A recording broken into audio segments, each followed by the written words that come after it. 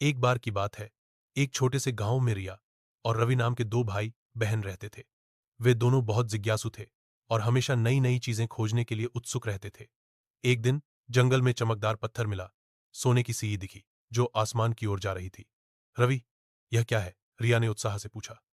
चलो देखते हैं यह कहाँ जाती है, रवि ने जवाब दिया। दोनों ने हिम्मत करके सीढ़ियां चढ़ना शुरू किया। सीढ़ियों के अंत में एक विशाल चमकता हुआ दरवाजा था, जिस पर लिखा था, जादुई नगरी में आपका स्वागत है। दरवाजा खुलते ही वे एक ऐसी दुनिया में पहुंच गए जहां सब कुछ जादुई था। पेड़ों पर मिठाइयां उगती थीं, नदियां चॉकलेट की बहती थीं और बादल कपास की तरह नरम थे।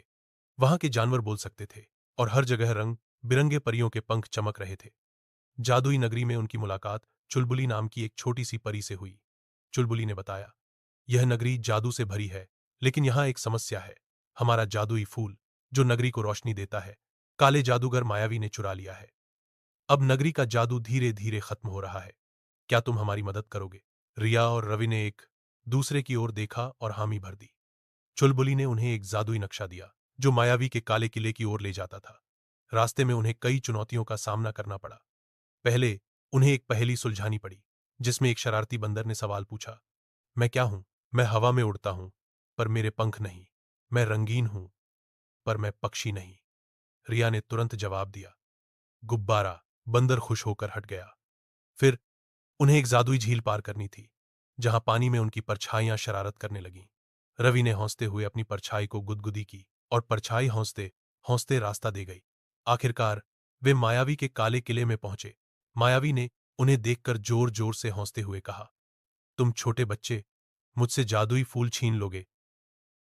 उसने अपने जादू से एक विशालकाय छाया राक्षस बनाया। लेकिन रिया और रवि डरे नहीं। रिया ने अपनी जेब से वह चमकदार पत्थर निकाला और उसे हवा में उछाला। पत्थर ने एक तेज रोशनी छोड़ी, जिसने छाया राक्षस को गायब कर दिया।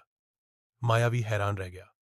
रवि ने मौका देखकर मायावी के जादुई छड़ी छीन ली और चुलबुली ने उसका जादू खत्म कर दिया।